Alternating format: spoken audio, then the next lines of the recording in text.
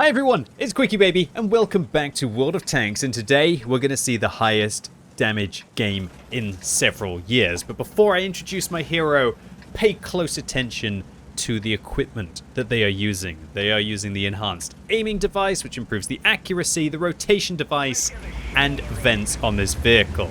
So, Sigmato is our hero today from the European server, and they are going to play, probably the only kind of tank that could be able to achieve this kind of outrageous result, unless you are in, I guess, some turreted monster just sitting in front of a bunch of potatoes. It is the tier 10 British tank destroyer, the FV4005. Now, interestingly, Sigmato wasn't quite ready to be able to get the shot in there. If Sigmato had chosen to use a gun rammer, probably would have been loaded to hit the STB-1 here.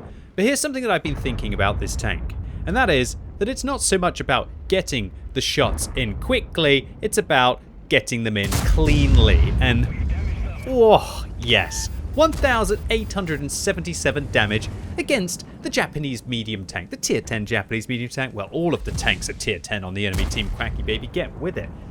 That is a good way to start any game of World of Tanks. And this aiming device that Sigmato is going to use in conjunction with the vents and the rotation device is kind of this idea of you're not going to get to fire so often, but when you're rolling for 1,986, nearly one-shotting an STB-1, do you really need to be able to fire faster? It's something that I talked about a few weeks ago on the channel with a lot of the light tanks. And tanks like the Manticore, I actually don't like to put a gun rammer on that vehicle because you quite often want to just go up, shoot, and then pull down behind the ridgeline, re-stealth, go back up and try and get another cheeky shot in. And if you put the gun rammer on, it kind of just doesn't feel as if it's actually useful because you're having to hide between your shots. Now, as Sigmato finishes off at 277, in the first 1 minute and 55 seconds of this game, Sigmato is up to 5,000 damage and has already nearly completed TD15 Triumph for the T55A. Yeah, Sigmato, you are running hot. We're going to have to find out whether that continues for the entire replay or whether Sigmato's luck is going to start to cool down. So as I was talking about, with the Manticore, it's one of those vehicles that I think that you don't really need to have a gun rammer on it because it's more about delivering the shots consistently and hiding in between the shells. Now I think the FV4005, with its gargantuan reload of 30 seconds, even if it's use a gun rammer on this vehicle, it would still have plenty of time to re-stealth and then go back into the bush. But I think by setting up the vehicle in this way, so the rotation device allows you to improve the vehicle's horrible traverse speeds, the aiming device helps you to improve the vehicle's horrendous 0.42 accuracy, and then vents just make everything a little bit sweeter on the tank, is the optimum setup, at least for me, and how I like to play the FV4005. And so it was really nice to see Sigmato also concurring with the way that I like to play this tier 10 British brew. Now, you might think, by the way that I'm talking about this tank, that I'm very fond of it. I'd just like to clarify, I really am not very fond of this vehicle. I have practically... Whoa!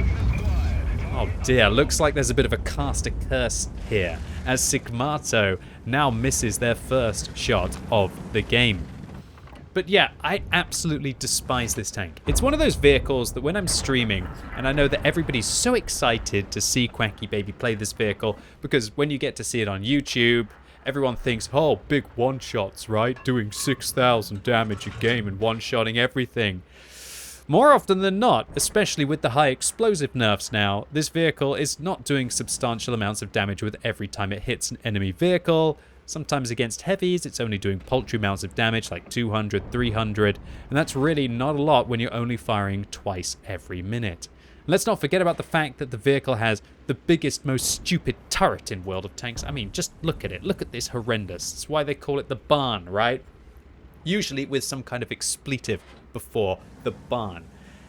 And it's one of those vehicles that when that barn finally gets spotted, its hit points don't go a long way because it's the easiest thing to pen in the game with only 14mm of armor, meaning that high explosive rounds butcher this vehicle, but also armor piercing rounds will pretty much overmatch the vehicle. Every single shell will go through the tank, and that is what makes this thing just so painful to play. It's the fact that you've got that 1,750 alpha damage. If, of course, it penetrates. And as we were seeing from Sigmato, yeah, if you've got a lot of luck as well, then you're going to be able to roll high. But it's just having that wonderful potential mixed with just the utter despair of having all of the other vehicles' statistics just so horrendous, especially when it's under any kind of pressure, makes this tank an absolute stinker for me to play, personally. There are a lot of people who... Nice shot! I guess probably one of the most toxic tanks in the game, taking out another one of the most toxic tanks in the game. But there are probably a lot of people who really like this kind of gameplay. Go to the back of the map, sit in one position, and play that kind of ambush tank destroyer. It's something that the FV4005 does very well, and when you're playing on a map, when you can manage to do that, yeah, except no substitutes. Talking about maps, this is kind of the 4th time, I think, in 5 videos that I've featured the Mines map. Although yesterday in the video... Let me interrupt myself for a second. How did that do 820 damage to a 60 TP frontally? Maybe they managed to hit one of the thinner upper parts of that tank's armor, or even hit some kind of funny turret ring there. That's bizarre. But yes, I'd like to defend myself with featuring mine so much recently that yesterday, even though I was playing live and completely random with the VZ55, I didn't cherry pick that game. And oh, here we go, 4005 versus 4005. Is it going to connect? It is. Doing 1,150 damage. Funnily enough, that is the exact same damage that the armor-piercing shells on this tank deal. So far, unless I'm mistaken, Sigmato has not dipped into the cheaper armor-piercing rounds on this vehicle, and has instead reassigned the gold rounds of this tank to the 1 key, and they cost 8,000 credits a shot, and it's what's just so sickening about this. But yeah, as I was going to say, that yesterday, it was completely random in the VZ55 that I managed to get on the Mines map, so maybe Wargaming just really likes this map. A lot of people really don't like this map. However, I personally quite enjoy it myself. I like the fact that it develops quickly, and I feel that it's one of those maps that has a lot of nuances with it towards the west or the hill fight or the east, and especially later on in the game, it kind of devolves into quite a fun fight. I totally understand that there are some tank types and some situations, especially when you're playing against higher tier vehicles, where this map just feels that you've got no room to breathe and no opportunity to avoid them. But just for me, I'm one of those kind of players who kind of like the close quarters combat. What are these shells? I was expecting those to be armor-piercing shells that Sigmato was firing there. I don't know how they're doing 800 damage every single shot with high explosive squashed head rounds. Whenever I fire against heavy tanks with this vehicle, it feels like I'm doing paltry amounts of damage. 200, 300, 400. Then again, the 60 TP, it's one of those vehicles that doesn't have the thickest of armor, although it's well angled. How will the HE rounds do against the E50M? 917. Yeah, when I think about it with this vehicle, it's not as if it's like a KV2 at tier 6. When Wargaming effectively nerfed all of the high explosive rounds in the game, the ones with the lower amounts of penetration definitely didn't do as well as the absolute ridiculous shells that are on the FV4005 with their 230mm of pen. Will Sigmato be able to clap the E50M here? Steady hand, aimed well, right through the side of that tank, and that is Sigmato going up to 10,471 damage. And the Griller even says thank you to Sigmato, I guess keeping him out of harm's way. And Sigmato, happy in the chat right now, boldly claiming 10,500 damage. And usually you'd be like, yeah, mate, you've probably been having a couple to drink tonight. But Sigmato is not. And I love the fact that the Super Conqueror is getting in with the GG in the chat as well. And Sigmato puts back with not an XD, but a :D. I prefer the XD. I'm one of those weirdos that likes the XD emoticon. Everyone out there who isn't, I guess, at the age of kind of like 40 and lower right now is going, what's QB talking about with XD? I know. I'll try and bridge the gap. Talking about bridging the gap, I hope that Sigmato is looking to hopefully try and loop one of these shells over into the EBR-105 right now. He's feathering the target, trying to find the outline of the French wheeled light tank behind the bushes. And right now, with 5 minutes left on the game, I think the question that we're going to have to ask ourselves is, does Sigmato want to use some of those 1,850 hit points left? Not entirely sure. Do you think it's safe to leave the cap circle right now? Well, apparently it's not safe to be an EBR 105 up in that position. Is that not one, but two wheeled vehicles that literally died, by the looks of it, right next to each other from Sigmato's power shells? I mean, you think that they'd learn, right? You think that the EBR 105 would learn that Sigmato was there, but no, they're literally just almost snuggling each other. I've got a funny feeling that the second one that Sigmato killed was actually a looped shell over the two wrecks that have been created earlier on in this battle. Okay, so nearly 11,000 damage dealt. Sigmato has managed to do one of the hardest missions to do in the game, Tank Destroyer 15, albeit for the T-55A, it's a lot easier than the Object 260, which I think requires you to do 8,000 damage. Sigmato is now 50% more on the damage than they needed to be able to achieve to complete this mission. And now with the 5 kills achieved, what Sigmato has to be looking for in this scenario is a win. Alright, Sigmato, finally, 11 minutes into the game, decides to leave the back of the map. Probably traveled about 200, 300 meters in total this game to be able to get there. There's the Jagdpanzer 100. Where are you going to click? When are you going to click? Aims that one, I would argue, maybe just a little bit too much. Should have fired a little bit earlier and higher, with having more of the flat surface of the Jagdpanzer to be able to hit in that scenario. But who am I to judge? Sigmato has managed to do more damage than I've ever been able to in World of Tanks, so maybe I should just shut up and actually focus on adding the different layers and levels to this commentary instead of judging a shot. Sigmato now on 6 kills, still got 3 enemy vehicles left and the hit points are dead even. Sigmato, do they really want to be able to even fire at that STRV-103B up on there? But looks like Sigmato is actually trying to hunt for the FV4005. What happens when a barn fights a barn and both barns are on full hit points? Alright, where is he? Has the STRV managed to spot Sigmato? No, staying on track, looking for the FV4005. Gets spotted there, I guess, by the Jagdpanzer 100 to Sigmato's left. Looks like they might have the side or the rear of the Jägeru here. Sigmato, are you going to fire in this situation? Are you going to fire? One.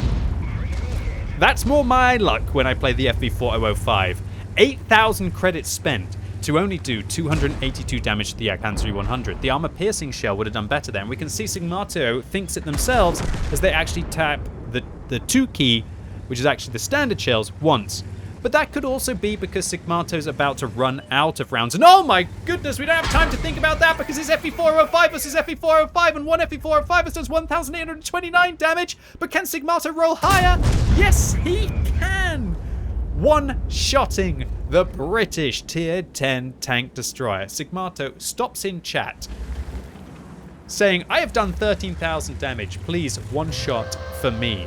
I cannot believe that Sigmato shut down the FV4005 in a single shell. Both tanks having full hit points, one having slightly more luck than the other. I mean, I don't think the other FV is so unhappy that they did 1,829, considering that that is still a high roll for the vehicle. But Sigmato rolling more than was needed to be able to one-shot the enemy vehicle has now made it so this game is truly close. 1,000 hit points left on Sigmato's team. 1,918 left on the Jagdpanzer 100. Sigmato trying to gun for a Radley Walters medal. Looks like the Super Conqueror, who was being so friendly to Sigmato earlier on in the battle, is now trying to drive towards the Jagdpanzer, but the Jagdpanzer's actually spotted across the flank here. Is the Jagdpanzer going to be able to clap the Super Conqueror? Unfortunately, they do, but the Super Conqueror actually deals one shot to the Jagdpanzer 100. Alright, Sigmato trying to get the cross shot here. Decides to commit. Are you going to go all the way forward? Only with armor-piercing shells left, so this is never going to kill the Jagdpanzer 100, but it looks like Sigmato is just going to take the chance anyway to put a round right through the top of the vehicle. Now decides to try and ram the Jagdpanzer 100 while they were reloading, and now the Jäger is left on 264 hit points. The Stridsvagn comes around the corner with the Jagdpanzer 100 reloading, and the Stridsvagn 103B is going to find the shot into the side of the Tier 10 German tank destroyer. What a round. Sigmato, as we can see there, picking up 14,300 damage.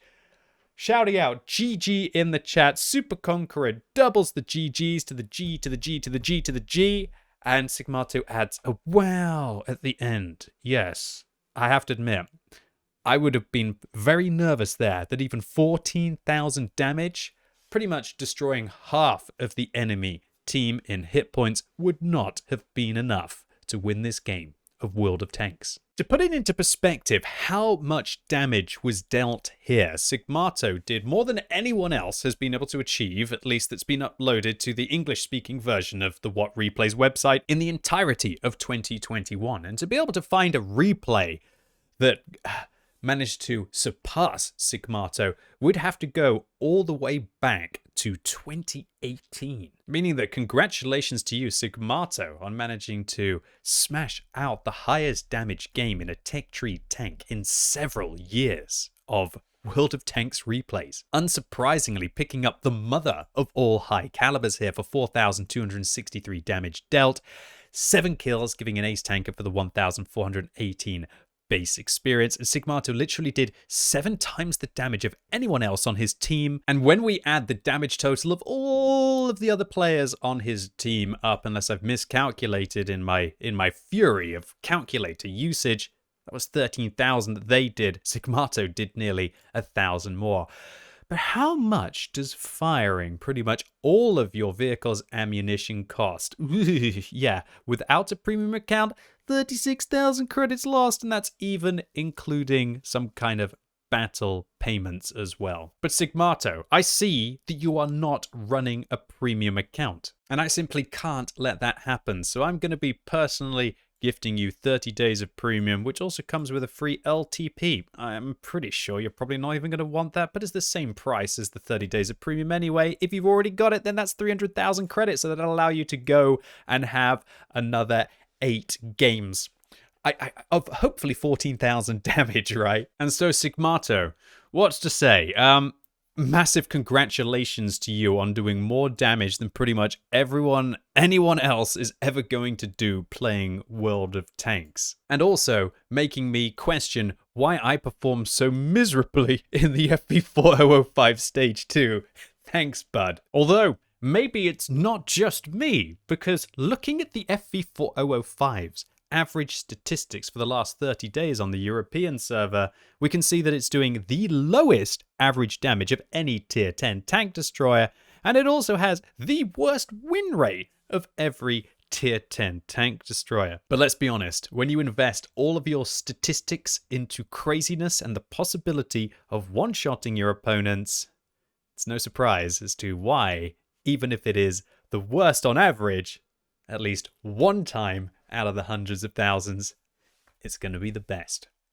Anyway, ladies and gents, boys and girls, that was it for today. Really hope you enjoyed this video. If you did, give it a thumbs up. If you hated it, give it a thumbs down. And let me know in the comments what you think about the FV4005. Can you believe that it is the worst performing tank, at least in the last 30 days on the European server, with regards to win ratio and with regards to damage? And why do you think that is? And as always, thank you so much for watching. You've been epic, and hopefully I'll see you soon.